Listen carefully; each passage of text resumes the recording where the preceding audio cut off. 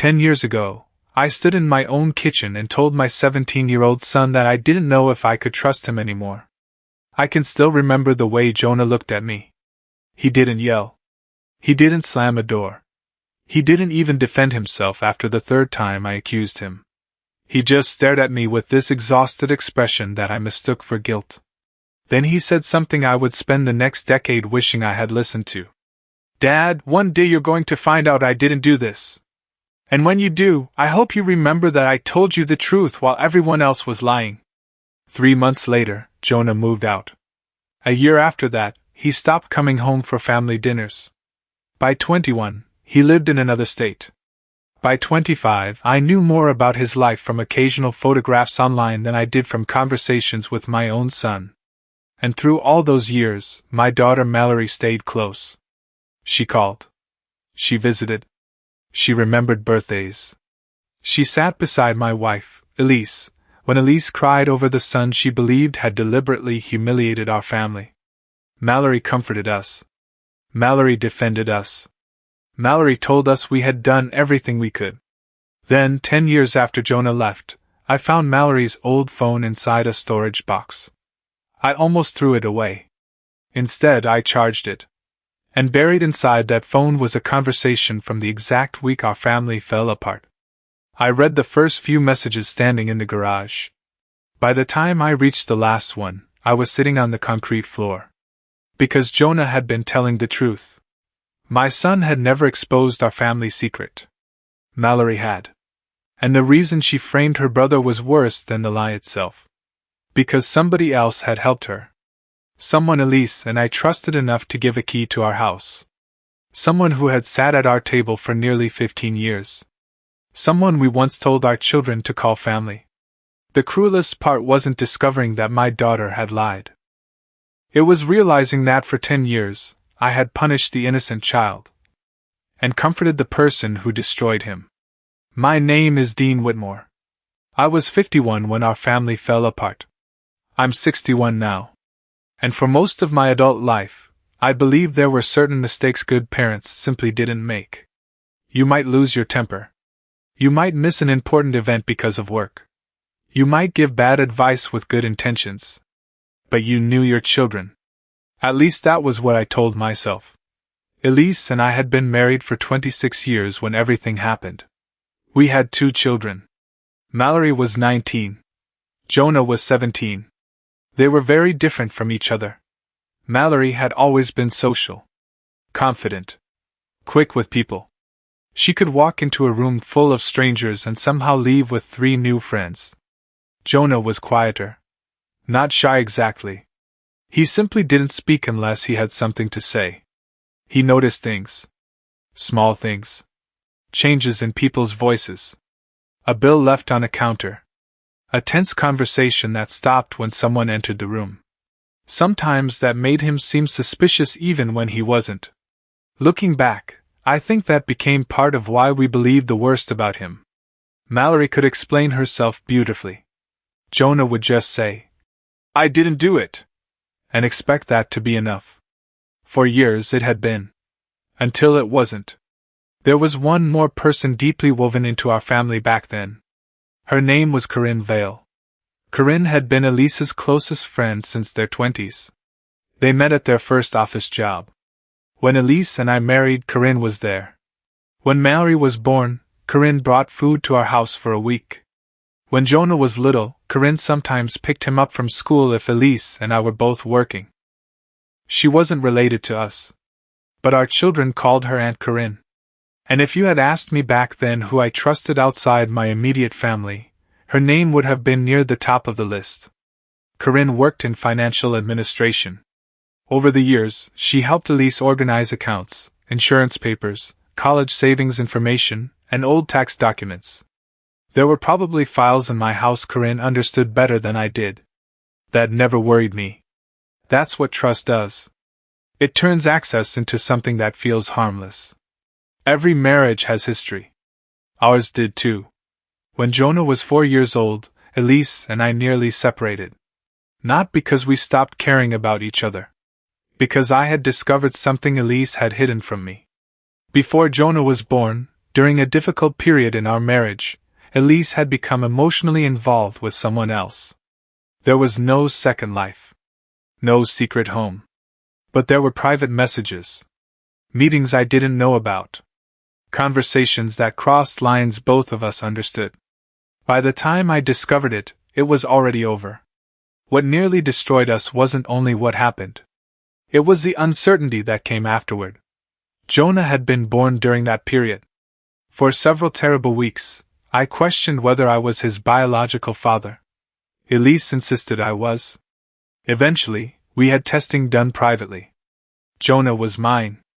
There was never any doubt after that. But the paperwork existed. Old reports. Letters from a counselor. Copies of emails Elise had printed because we were trying to rebuild honestly. We kept them sealed inside a document envelope. Our children never knew. Jonah especially never knew that for a few weeks when he was a baby, I had questioned whether he was mine. I hated that fact about myself. Even though the testing settled everything, I felt ashamed that the doubt had existed at all. So Elise and I agreed the past would remain private. We rebuilt. We stayed married. We raised our children. And for more than a decade, I thought the secret had been buried. Then one Thursday afternoon in October, my younger sister called me. Her voice sounded strange. "Dean, I need to ask you something." "What?" There was a pause. "Did you and Elise have some kind of paternity issue when Jonah was born?" I remember sitting completely still. "Where did you hear that?" She hesitated. "A few people are talking." My stomach dropped. "What people?" "Family." That one word changed everything. By that evening, Elise knew. She cried before I even finished telling her. Not because the old wound had reopened between us. We had dealt with that years earlier. She cried because Jonah was about to discover something we had deliberately kept from him. And we were right. The next morning, Jonah came downstairs holding his phone. His face was pale. "Dad?" I knew immediately. "What happened?" He turned the screen toward me. Someone from school had messaged him. Apparently a cousin of ours had told someone else, who told someone else, and eventually the story reached people Jonah knew. Except stories change when they travel. The version reaching Jonah wasn't that his parents had gone through a painful period and private testing had confirmed his father. The version was, "Your mom cheated and your dad had to get a test because nobody knew who your real father was." Jonah looked at Elise. "Is this true?" Elise started crying again. I sat Jonah down. And I told him everything. Not every private detail. But enough. I told him I had questioned paternity. I told him the tests confirmed I was his father. I told him nothing had ever changed how I saw him. Jonah listened without interrupting. When I finished, his jaw was tight. Then he asked one question. "Who told everyone?" I said we didn't know. Mallory walked into the room about 20 minutes later. She already knew something was happening. The moment Jonah asked her if she had heard the rumor, her eyes widened. That reaction seemed innocent at the time. Now I understand it completely differently. She said, "Are you serious?" Jonah showed her the messages. Mallory looked horrified. Then she hugged Elise. She hugged her mother while Jonah stood 2 feet away trying to understand why his private identity had become gossip. That should have been the first moment I paid closer attention. Instead, it made Mallory look compassionate. 2 days later, Mallory came to Elise and me privately. She closed our bedroom door. "I think I know how it got out," Elise asked. "How?" Mallory looked uncomfortable. "It was Jonah." I actually laughed. Not because it was funny. Because it made no sense. "Jonah didn't even know." Mallory nodded. "I know. But I think he found out before we realized." She told us that the week before, she had seen Jonah near the cabinet where Elise kept personal documents. According to Mallory, Jonah had been acting strangely for days. She claimed he confronted her after finding an envelope. She said Jonah was furious. Embarrassed. She told us he said, "If they kept this from me, why should I protect them?" Elise immediately said. Jonah would never say that. Mallory looked at her mother. I didn't think so either. Then she showed us a message. It appeared to be from Jonah. It said, "Everyone's going to know what they did." That sentence became evidence. At least to us. We didn't ask enough questions about where the screenshot came from. We didn't examine the contact. We didn't check the date carefully. We saw what looked like Jonah's name above a message threatening to expose us. And because the secret had been exposed days later, the pieces seemed to fit. I confronted Jonah that night. I held up the screenshot. Did you send this? He looked at it. No. Mallory says you did? I didn't. Then why would she lie? The second the words left my mouth, something changed in his face. He looked at me almost like I had struck him emotionally. Why would I? I said. I'm asking the questions right now. He shook his head. No, Dad. You already decided. I raised my voice. Did you tell anyone about what you found? I didn't find anything. Mallory saw you. She's lying. Elise said his name sharply. Don't blame your sister. Jonah looked at his mother. Then me. Then Mallory, who was standing near the hallway. And I will never forget what he said. So she says one thing, I say another, and that's it? I replied. She has proof. Jonah laughed once. It wasn't amusement. It was disbelief. That screenshot isn't from me. Then prove it. His eyes filled. He hated showing emotion. Even as a child. But that night, he couldn't hide it. How am I supposed to prove I didn't send something? I had no answer. Instead, I said one of the worst things I have ever said to my son.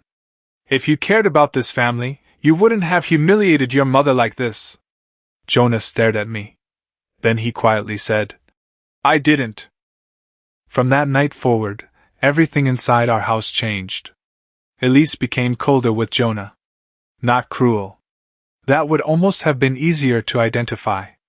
She became disappointed. There's a particular kind of pain in being treated like someone who has failed morally. She would look at him and sigh. She stopped telling him small things. She became careful around him. As though anything private might be repeated. I did the same. We created rules we never openly called rules. Documents were moved. Passwords changed. Conversations stopped when Jonah walked into rooms. And Mallory? Mallory became the child we leaned on. She told Elise. You didn't deserve this. She told me. Jonah's angry. Maybe he'll realize what he did later. She even tried to speak to Jonah once in front of us. You can still fix this if you just admit it. He stared at her for several seconds. Then he said, You know exactly what you did. Mallory immediately looked shaken. That should have made me wonder. Instead, I stepped between them. Enough. Jonah looked at me. You keep protecting her. I'm protecting this family. No. His voice stayed calm.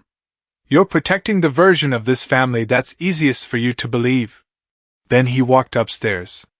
I remember thinking he was being dramatic. I didn't realize he was describing exactly what I was doing. About 3 weeks later, we had dinner together. It was one of the last normal meals the four of us ever shared. Nobody spoke much.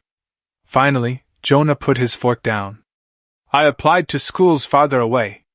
Elise looked surprised. You said you wanted to stay nearby? I changed my mind. I knew why. So did everyone else. I said, running away doesn't fix anything. Jonah looked directly at me. I'm not running away. What do you call it? He took a moment before answering. Going somewhere people don't already think I'm a liar. Mallory whispered. Jonah. He turned toward her. Don't. She looked down. Again, I should have noticed. There was something in Mallory's expression that night. Not anger. Not sadness. Fear. But because I believed Jonah was guilty, I interpreted her fear as discomfort around him. Confirmation bias is a dangerous thing. Once you decide what happened, every new detail gets forced into that story. Jonah moved out the following summer. He chose a university almost 9 hours away. I helped load his boxes. At the end, he stood beside his car. I expected a hug. Instead, he said, "I need you to understand something." I crossed my arms. "What?" "I still love you." The sentence surprised me. He continued, "But I'm done begging you to believe me." I said, "Jonah, we can move past this if you take responsibility." He closed his eyes. For a moment, he looked much younger than 18. Then he opened the car door. "That's exactly why I have to leave." He drove away. And instead of stopping him, I told myself distance would teach him maturity. I had no idea distance was about to become permanent. At first, Jonah still called. Every Sunday. Then every other Sunday. Then maybe once a month. Elise kept asking him to visit. He always had a reason not to. Classes. Work. A roommate moving. A project. Later, a new job. Then a promotion. Eventually, he stopped making excuses. He simply said, "I can't make it." Mallory stayed close. She finished college. Found a job nearby. Moved into an apartment 20 minutes from us. She brought groceries when Elise was sick. She helped me repaint the guest room. She called her brother occasionally, but she always told us he remained cold. That word mattered. Because it allowed Elise and me to continue believing Jonah was the problem. "Maybe he needs more time," Mallory would say. Years passed. Jonah built a life without us. He moved to Oregon. Worked in product design. Bought a small townhouse. I found out about the house 6 months after he bought it. Not from him. From a photograph online. That hurt. But even then, I made his distance about what he had done to us instead of what we had done to him. I told Elise, "He's still punishing us." Imagine the arrogance of that sentence. We were the ones who had accused him. We were the ones who had withdrawn trust. We were the ones who made home feel hostile. Yet I believed his refusal to return was punishment. Sometimes parents build stories to protect themselves too. About 6 years after Jonah moved away, Elise started questioning the past. It happened slowly. One evening she said, "Do you remember that screenshot?" I knew exactly what she meant. "Yes." "Did you ever actually see it on Jonah's phone?" I frowned. "No. Neither did I." I remember becoming irritated. "Mallory showed us." "I know." "So?" Elise looked toward the window. "I don't know." I dismissed it. Not because I was certain. Because reopening the question frightened me. If Jonah had lied, nothing changed. But if Jonah hadn't lied? Then we had lost 6 years with our son for nothing. That possibility was too painful. So I did what people sometimes do when truth threatens the structure of their life. I avoided it. "Don't torture yourself," I told Elise. She nodded. But she didn't look convinced. A year later, she asked Jonah directly. I didn't hear the conversation. I only know what she told me afterward. She called him. She said, "I need to ask one more time. Did you expose that information?" According to Elise, Jonah was quiet for a long moment. Then he said, "Mom, I've answered that question for 7 years. She started crying. He didn't get angry. He simply told her, "I can't keep going back into that room with you." Then he ended the call. Elise cried most of that evening. I still didn't investigate. That part is hard to admit. Because by then, there were cracks in the story. And I chose comfort over truth. The phone appeared 3 years later. That made 10 years since the original accusation. Mallory had recently moved into a larger place. She asked if I could bring over a few boxes she had left in our storage room. I spent a Saturday sorting through old belongings. College notebooks. Winter coats. Cables for devices nobody owned anymore. An old camera. Then I found a small blue box. Inside was a phone. A white smartphone with a cracked corner. I remembered it immediately. Mallory used it during her first 2 years of college. I almost tossed it into an electronics recycling pile. Then something stopped me. Maybe it was Elisa's old question. Did you ever actually see the message on Jonah's phone? I took the device inside. The battery was dead. I found an old cable in another box. For nearly an hour, nothing happened. Then the screen lit up. I didn't know the passcode. I tried Mallory's birthday. Wrong. Her old apartment number. Wrong. Then I remembered the 4-digit number she had used for years when she was younger. The phone opened. I wish I could describe the moment with dramatic language. But at first, nothing happened. It was just an old phone. Old photographs. Old apps. Old messages. I searched Jonah's name.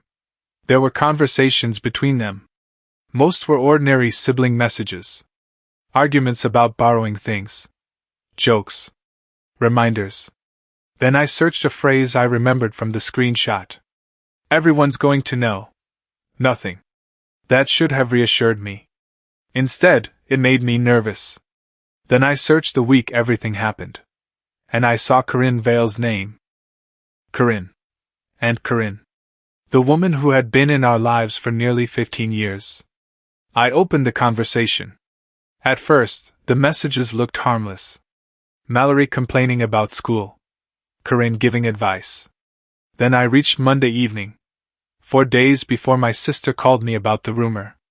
Mallory. I found the old test papers. Corinne. Where?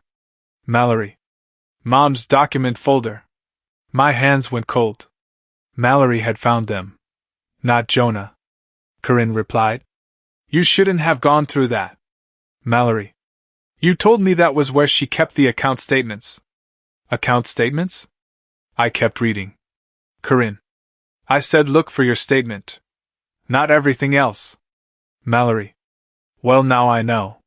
Mallory then described the paternity paperwork. She asked Corinne what it meant. Corinne explained. Then came the message that changed 10 years of my life. Mallory wrote. I already told Kayla. Kayla was our niece. The same branch of the family where the rumor had begun. Corinne responded almost immediately. Why would you do that? Mallory. She was asking why I was upset. Corinne. You need to tell her not to repeat it. Mallory. Too late. She told Mason. My chest tightened. There it was. No theory. No interpretation. My daughter had exposed the secret. But that wasn't all. Because Corinne's next message confused me. Mallory, listen carefully. If this gets back to your parents, you cannot tell them why you were looking in those files. Mallory. I know. Corinne. Especially your father. Mallory. What do I say? Then there was a long pause in the timestamps. Nearly 20 minutes. Corinne finally replied. Jonah already goes through things. Say you thought he found it. I stopped breathing for a moment. I read the sentence again. Then again. Jonah already goes through things. Say you thought he found it. My hand started shaking. But there was more. Mallory replied. That won't work unless they think he told someone. Corinne. Then let them think it. Mallory. He'll deny it. Corinne. Of course he will. Mallory. Dad will ask for proof. Corinne. Make sure he has something that looks like proof. I actually whispered. No. Alone in my kitchen. 10 years later. No. I scrolled further. Then I discovered why Corinne was so desperate to keep us from knowing Mallory had been searching the financial files. For almost a year, Corinne had been helping Mallory access money from an education account Elise and I had created. Mallory had made several poor financial decisions during her first year away from home. Credit cards. Online shopping. Unpaid fees. Instead of coming to us, she called Corinne. Corinne helped her move money. At first, it was Mallory's own education savings. Then that account became low. And Corinne did something we never imagined. She temporarily transferred money from Jonah's education account to cover Mallory's expenses. She told Mallory they could put it back before anyone noticed. They didn't. By the time everything fell apart, several $1,000s had been moved. That was why Mallory had been looking through our documents. She was trying to find a statement before Elise did. And while searching, she found the sealed paternity records. When she accidentally told Kayla about them, the secret started spreading. Corinne knew that if Elise and I investigated how Mallory discovered those records, we might also investigate the financial accounts. And then we would discover Corinne's betrayal. So Corinne gave Mallory an escape. Jonah. My 17-year-old son became the easiest person to sacrifice. The next messages made me physically sick. Mallory. How do I make the message? Corinne. Rename a contact temporarily. Mallory. To Jonah? Corinne. Yes. Then Mallory sent Corinne an image. The exact screenshot we had seen 10 years earlier. Everyone's going to know what they did. The message had never come from Jonah. Mallory had created it. Corinne replied. Delete the original conversation after you screenshot it. Mallory. I feel horrible. Corinne. Then fix the money later and this ends. Mallory. What about Jonah? Corinne. He's angry enough that they'll believe it. Mallory responded. Dad will. 2 words. Dad will. I don't think anything I read that day hurt more than that. Because she knew me. She knew my weaknesses. She knew Jonah and I had been arguing more that year. She knew I interpreted his silence as defiance. She knew if evidence pointed toward him, I would push hard. And she was right. Dad will? I did. I kept reading. After the night I confronted Jonah, Mallory messaged Corinne. He knows. Corinne. Knows what? Mallory. He knows I'm lying. Corinne. Did you admit anything? Mallory. No. Corinne. Then stay calm. Mallory. He looked at me like he knew. Corinne. He can't prove anything. Mallory. Mom cried. Corinne. This will pass. Mallory. Dad told him he humiliated her. There was a 3-minute gap. Then Mallory wrote. I think we went too far. Corinne. Going backward now makes everything worse. Mallory. I could tell them. Corinne. And then explain the account transfers? No response for nearly an hour. Then Mallory. No. That was the moment. The moment my daughter chose silence. Not as a scared 19-year-old making a single impulsive mistake. She had a chance. She knew her brother was being punished. She knew her mother was devastated. She knew I had accused Jonah directly. And she consciously decided protecting herself mattered more than protecting him. I kept scrolling.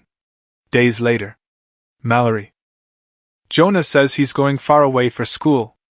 Corinne. That may be best for everyone. I dropped the phone onto the table. That may be best for everyone. For everyone except Jonah. Elise was upstairs when I found everything. For almost 20 minutes, I couldn't bring myself to call her down. Because once I showed her the phone, our understanding of the last 10 years would disappear. Eventually, I walked upstairs. She was folding laundry. She looked at me. What's wrong? I couldn't answer. She immediately stopped. Dean? I held out the phone. I found Mallory's old phone. Elise looked confused. Then she saw my face. What's on it? I sat on the edge of the bed. You were right to question the screenshot. Her face lost its color. No. That was all she said? No. I handed her the phone. She read, and read, and read. When she reached the message where Mallory admitted telling Kayla, Elise covered her mouth. When she reached the fake screenshot conversation, she sat down. Then she found the messages about Jonah. The ones where Mallory wrote that he knew she was lying. The ones where Corinne said he couldn't prove it. The ones where they decided his leaving might be easier. Elise started shaking. She looked at me. We did this. I tried to say. They lied to us. Elise interrupted. They lied. We did this. I knew exactly what she meant. Mallory and Corinne created the lie. But we chose how to treat Jonah. We chose not to investigate. We chose not to believe him. We chose to make our 17-year-old son prove a negative. And when he couldn't, we punished him emotionally for 10 years. Elise cried. I kept asking why he wouldn't come home. I stared at the floor. He told us. What? He told us why. Then I remembered his words beside the car. I'm done begging you to believe me. For years, I thought Jonah had been too proud to apologize. In reality, he was waiting for parents who were too proud to question themselves. I called Corinne first. I don't know why. Maybe because speaking to Mallory felt impossible. Corinne answered casually. Dean, what's going on? I said one sentence. I found the phone. Silence. Not confusion. Silence. That told me everything before I asked another question. What phone? I almost laughed. Don't. Another silence. Then she said, Dean, some things from that period were complicated. No. My voice shook. They were hidden. She sighed. You need to understand Mallory was 19. And Jonah was 17. I know. You helped frame my son. I was trying to prevent everything from getting worse. For whom? She didn't answer. For whom, Corinne? Finally, she said. I made a financial mistake. I thought I could correct it quietly. You took money from Jonah's account. I moved it temporarily. Without permission.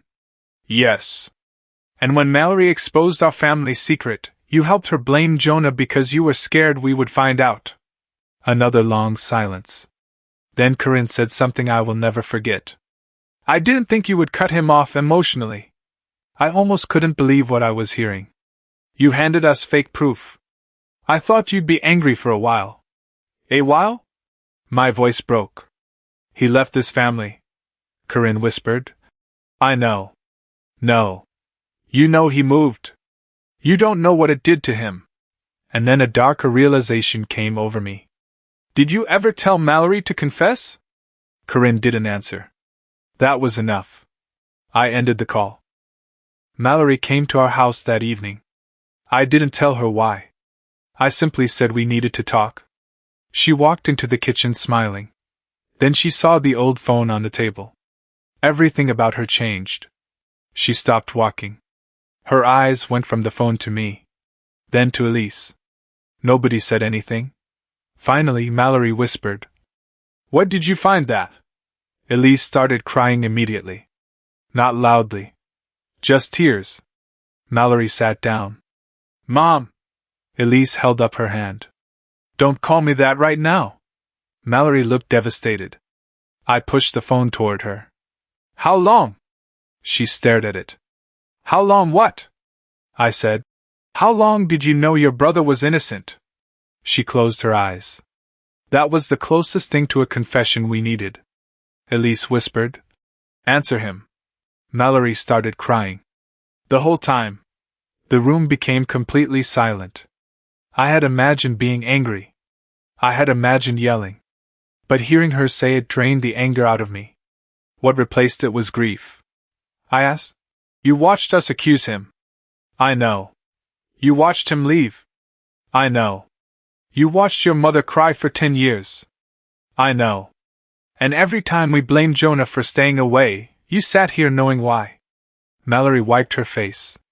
I wanted to tell you. When? She didn't answer. When, Mallory? I don't know. That means never. She shook her head. No. I thought about it constantly. I leaned back. Thinking about telling the truth is not the same as telling it. Mallory finally explained everything. The financial trouble had started during college. She was ashamed to tell us. Corinne offered help. At first, Mallory believed Corinne was simply moving her own funds around. Later, she discovered some money had come from Jonah's education account. She panicked.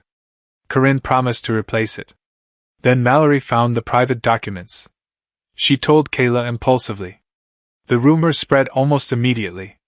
When Corinne told me to blame Jonah, Mallory said, I said no at first. I stared at her. But you did it. Yes. Why? Because I thought if you found out why I was looking through Mom's files, you'd find the missing money. So you destroyed your brother's reputation inside his own family. I didn't think it would become this bad, Elise suddenly said. He told us he was leaving because we didn't believe him. Mallory cried harder. I know. No, Elise said. You heard him tell us. You knew exactly how bad it was. Mallory couldn't respond. I asked the hardest question. Why didn't you confess after you graduated? She stared at me. Because by then too much time had passed. 1 year? Silence. 2? Silence. 5? She whispered. Every year made it harder. I nodded slowly. For you. Mallory looked up. What? Every year made it harder for you. I pointed toward the phone. For Jonah, every year had already been hard.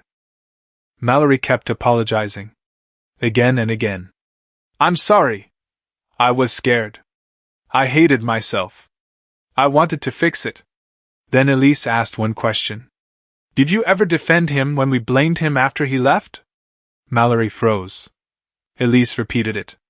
All those years when your father and I complained that Jonah was distant, did you ever once tell us we were being unfair? Mallory looked down. No. Elise covered her face. That answer changed the room. Because it showed the betrayal had not lasted 1 week. It lasted 10 years. Every family dinner. Every phone call. Every conversation about Jonah. Every time Mallory let us believe he was stubborn. Every time she accepted our sympathy. Every time she comforted us over a wound she helped create. Silence had become an active choice. I told Mallory. You weren't 19 for 10 years. She started sobbing. I know. That matters. I know. You became 20. 21. 25. 28. You had hundreds of chances. I know. And you chose yourself every time. She whispered. Yes. That was the first completely honest thing she had said all evening. The next morning, I called my son. He didn't answer. I tried again that afternoon. Nothing. I left a message. Jonah, it's Dad. I need to talk to you about what happened 10 years ago. I found something. You were telling the truth. I know that now. I'm sorry. 2 hours later, my phone rang. His name appeared on the screen. I couldn't answer immediately. Elise stood across the room. Pick up. I did. Hello? Jonah's voice sounded older than the voice I still carried in my memory. What did you find? No greeting. No emotion. Just the question. Mallory's old phone. Silence. There are messages with Corinne. Another silence. Then Jonah said, So now you believe me? 4 words. No triumph. No relief. That was worse. I said, Yes. He replied, Okay. I almost couldn't handle how calm he sounded. Jonah, I'm sorry. He breathed out slowly. For what part? I had no answer ready. He continued, For accusing me? Yes. For calling me a liar? Yes. For making me feel like I had to watch every word in my own house. My eyes filled. Yes. For believing Mallory because she cried better than I did. I closed my eyes. Yes. Then he asked, Or are you sorry because you finally have proof? That question went straight through me. Because Jonah understood something I had not. My apology came after evidence rescued him. Not because I had learned to trust his word. Jonah talked for nearly 40 minutes. For the first time, I heard what those months had felt like from his side. He told me that after we accused him, he started spending extra time at the library because home felt uncomfortable. He told me he stopped inviting friends over because he was embarrassed by the tension. He told me Elise once lowered her voice during a phone conversation when he entered the kitchen. She looked at me like I was a stranger, he said. Elise heard him through speakerphone. She covered her mouth. Jonah continued. He told us the night before leaving for college, he stood outside our bedroom door for almost 5 minutes. He wanted to come in. He wanted to say he was scared to leave angry. But then he heard me telling Elise. He'll grow up eventually. So Jonah walked back to his room. I didn't remember saying it. He remembered every word. That's another thing parents forget. Children sometimes remember the sentences we barely remember speaking. Especially the ones that change how they see themselves. Jonah said. I didn't move away because I hated you. I whispered. I know. No, Dad. I don't think you do. He paused. I moved because staying around people who thought I was capable of doing that was changing me. I had no defense. He continued. I started wondering if maybe I really was the kind of person you saw. That sentence broke Elise. She began crying openly. Jonah became quiet. Then he said, Mom? Elise leaned toward the phone. I'm here. I'm sorry you're hurting. She shook her head even though he couldn't see her. You don't apologize to me. That was the first step toward honesty. I told Jonah I wanted to see him. He didn't answer immediately. Finally, he said, I don't know. I expected hesitation. But hearing it still hurt. I understand, he said. Do you? I'm trying to. Another silence. Then I made sure not to pressure him. You don't owe us a visit. You don't owe us forgiveness. I just want the chance to look you in the eye and apologize without asking you to make me feel better afterward. Jonah was quiet. Then he said, That's different. What is? You used to apologize and then explain why you were right. I closed my eyes. He was right. Even when we attempted reconciliation in the past, every apology had conditions. I'm sorry things got so bad, but you need to understand. I'm sorry you were hurt, but we had evidence. I'm sorry you feel distant, but you chose to leave. Those weren't apologies. They were arguments wearing softer clothes. I said, No explanations this time. Jonah replied, I'll think about it. Then we ended the call. It wasn't forgiveness. But for the first time in 10 years, I felt like we had spoken honestly. We did not pretend nothing happened. Corinne was no longer welcome in our home. The missing money had eventually been replaced years earlier, but that didn't erase what she had done. She sent Elise a long message. Elise never responded. Mallory's situation was more complicated. She was our daughter. We loved her. That did not disappear. But trust changed immediately. Mallory wanted to call Jonah. I told her not to. Not yet. This is not about clearing your conscience, I said. He deserves the choice. Mallory nodded. For once, she didn't argue. Several days later, she sent Jonah one message. No excuses. No request. No demand for forgiveness. She admitted what she had done. She admitted the screenshot was fake. She admitted she had allowed him to carry the blame. And she told him she would answer any question he ever wanted answered. Jonah did not reply. Weeks passed. Mallory struggled with that silence. One evening she told me, I don't know if he'll ever forgive me. I looked at her. You lived 10 years knowing the truth. He gets as long as he needs. She nodded. I know. This time, I believed she understood. 3 months after I found the phone, Jonah came home. Not permanently. For one weekend. He rented a car at the airport. I offered to pick him up. He said no.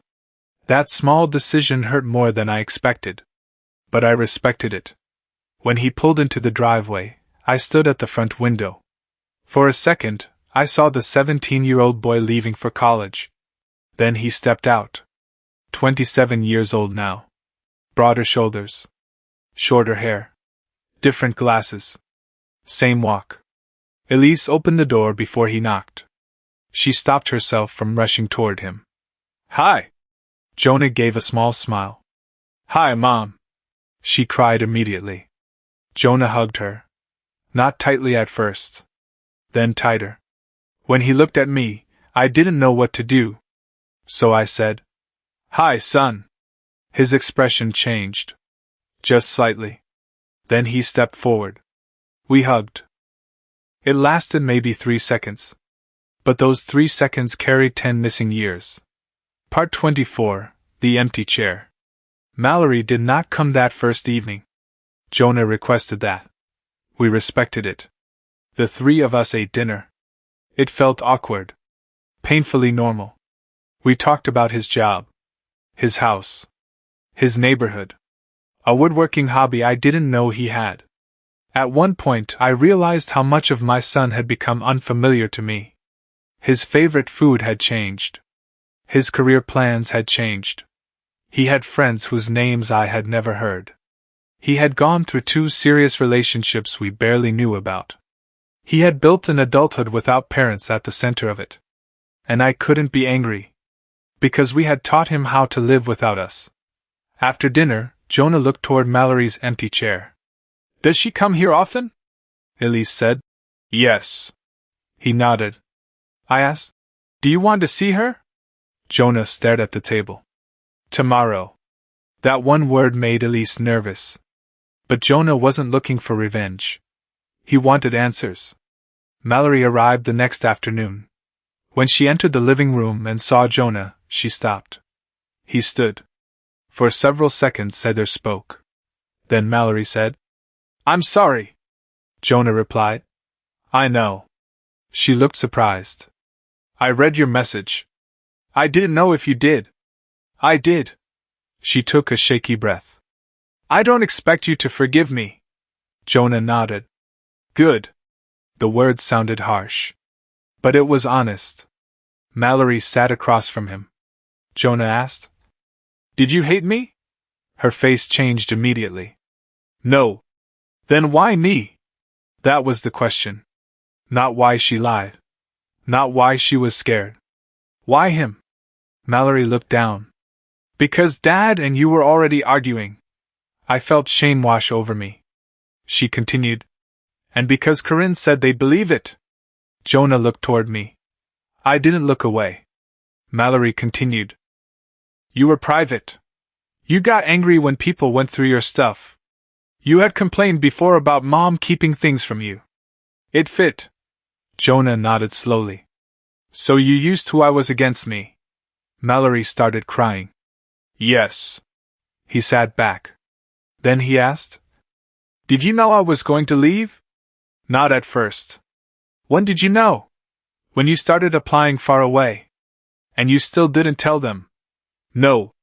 "Why?" Mallory whispered. "Because I was afraid if I confessed, I would lose everybody." Jonah stared at her. Then said quietly, "So you made sure I did instead." Mallory covered her face. Nobody spoke. There was nothing to add. Later that evening, I asked Jonah to walk with me. We went around the neighborhood. For the first few minutes, we talked about nothing important. Then I stopped. "I need to say something." Jonah waited. I said, "You were 17. He looked at me. "I was your father." My voice shook. "It was not your job to prove you deserved my trust. It was my job to make sure I didn't take it away carelessly." Jonah looked toward the street. I continued, "I believed a screenshot over my son." He swallowed. "I made you defend yourself over and over while Mallory only had to accuse you once." His eyes filled. "I told myself I was protecting the family." I shook my head. "I was protecting my pride." Jonah finally looked at me. I said, "I can't give you those 10 years back." "No." "I know. That was important." I didn't tell him we could make up for lost time. Because some time cannot be replaced. You can build new memories. You cannot go back and attend the graduation you missed emotionally even if you were physically sitting in the audience. You cannot redo the phone calls you never made. You cannot become part of years that already happened. I told him, "If the best I ever get is knowing you understand that I believe you now, I'll accept that." Jonah was quiet. Then he said, "I wanted you to believe me then." "I know. That's the part one can't get past." I know. And for once, I didn't try to make him get past it. Jonah did not suddenly forgive us that weekend. There was no dramatic family hug. No perfect ending. He went back to Oregon on Sunday. But something had changed. 2 weeks later, he called. Just to talk. The conversation lasted 12 minutes. I remember because after we hung up, I stared at the call duration. 12 minutes. It felt like a gift. The next week, he sent me a photograph of a bookshelf he had built. A month later, Elise flew to visit him. He let her stay in his guest room. I waited to be invited. Eventually, I was. Mallory's relationship with Jonah remained distant. He answered some of her messages. Ignored others. He told her plainly that forgiveness and closeness were not the same thing. Mallory accepted it. She started counseling. Not to convince Jonah to return to her life. To understand why fear had allowed her to betray someone she loved. As for me, I stopped asking Jonah when he was coming home. Instead, I started asking, "How are you?" It sounds small. It wasn't. For years, every conversation with him had carried pressure. Why don't you visit? Why are you still angry? Why can't we move on? Now I finally understood. The person who caused the wound does not get to control the healing schedule. Almost a year after finding the phone, Jonah came for another visit. This time, he stayed 4 days. Mallory joined us for one dinner. It was uncomfortable, but peaceful. At one point, Jonah made a dry joke about something Mallory said. She laughed. Then immediately became quiet, almost afraid she had enjoyed the moment too much. Jonah noticed. "So you're still terrible at cooking?" he asked. Mallory stared at him. Then laughed again. Worse. It was the first normal sibling exchange I had heard between them in more than a decade. I looked at Elise. She was smiling through tears.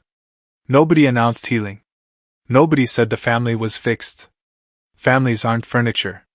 You don't tighten one screw and make everything sturdy again. Trust is rebuilt through hundreds of ordinary moments. A returned call. An honest answer. A respected boundary. A visit that doesn't turn into an interrogation. A conversation where nobody demands the past disappear. That is what our rebuilding looked like. Slow. Uneven. Real. I still have Mallory's old phone. Not because I enjoy looking at it. I haven't opened those messages again since the week I found them. I keep it inside a drawer in my desk. Sometimes I think about how close I came to throwing it away. One piece of dead technology almost carried the truth to a recycling center. If that had happened, Jonah might still be the liar in our family story. Mallory might still be carrying a secret she was too afraid to confess. Elise and I might still be wondering why our son never came home. That frightens me. But there's something else that frightens me more. The truth had existed before I found the phone. Jonah had spoken it. Again and again. I simply didn't value his word enough without evidence. That is the part one will carry for the rest of my life. Parents like to believe we know which child is telling the truth. We study expressions, tone, history, personality. But sometimes the child who sounds calm is terrified. Sometimes the child who cries is lying. Sometimes proof can be manufactured. And sometimes the person saying, "I didn't do it," really has nothing else to offer except the truth. 10 years ago, my son stood in front of me and gave me exactly that.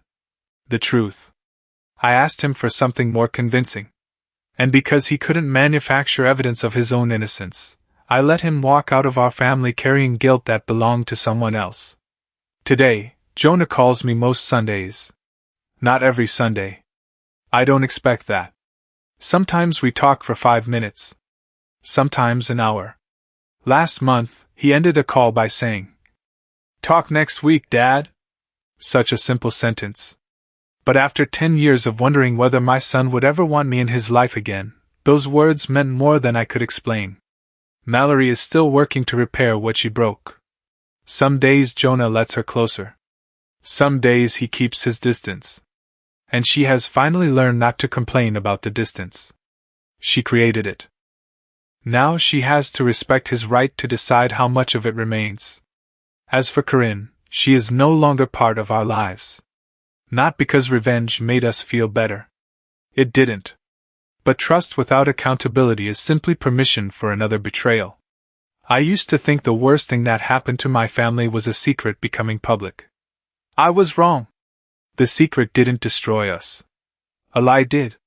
And then our refusal to question that lie kept us separated for 10 years. If there is one thing I wish I could tell the man I was back then, it would be this.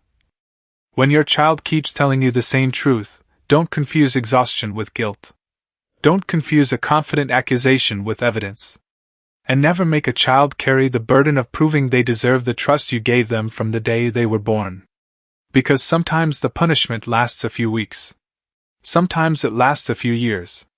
And sometimes you find an old phone in a storage box and realize an entire decade disappeared while you were waiting for the wrong person to apologize. I cannot recover those 10 years. Neither can Jonah. But when he calls now, I answer. When he speaks, I listen. And when he tells me something is true, I no longer ask him to prove it first.